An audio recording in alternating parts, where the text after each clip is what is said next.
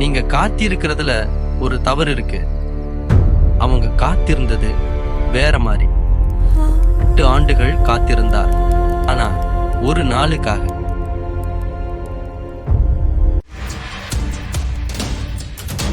திருவள்ளுவர் குறள் 497, அதிகாரம் 50, இடனறிதல். அஞ்சாமை அல்லால் துணை வேண்டா, எஞ்சாமை எண்ணி இடத்தால் செய். 1772 அவர் கணவன் போரில் வீழ்ந்தார். அவர் அழவில்லை, எண்ணினார். 8 ஆண்டுகள் அவர் காத்திருந்தார், அவசரப்படவில்லை, அமைதியாக. பல பெண்களை திரட்டி போருக்கு தயார் பண்ணினார்.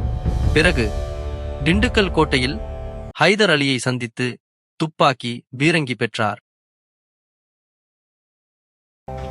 8 ஆண்டுகள் அவர் காத்திருந்தார்.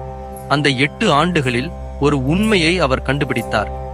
ஆங்கிலேயர் கவனிக்காத ஒரு நாள் இருந்தது, விஜயதசமி. அந்த ஒரே நாளில் மட்டும் பெண்களுக்கு கோயிலுக்குள் செல்ல அனுமதி. அதே கோயிலுக்குள் தான் ஆங்கிலேயரின் ஆயுத கிடங்கும் இருந்தது. கோயிலி உள்ளே சென்றார். அவர் திரும்பி வரவில்லை. ஆனால் ஆங்கிலேயரின் ஆயுத கிடங்கு சாம்பலானது.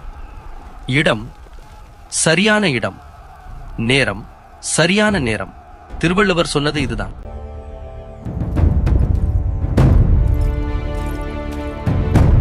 அஞ்சாமை துணை வேண்டாம்.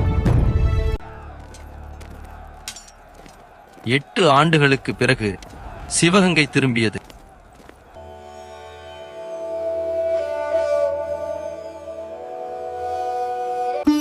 அவர் 8 ஆண்டுகள் காத்தார். ஒரு நாள் தேர்ந்தெடுத்தார். ஒரு முறை செயல்பட்டார். 2000 ஆண்டுகளுக்கு முன் வள்ளுவர் எழுதியது 1780 அவர் வாழ்ந்து காட்டினார். காத்திருப்பு தோல்வியல்ல, அது திட்டத்தின் ஒரு பகுதி.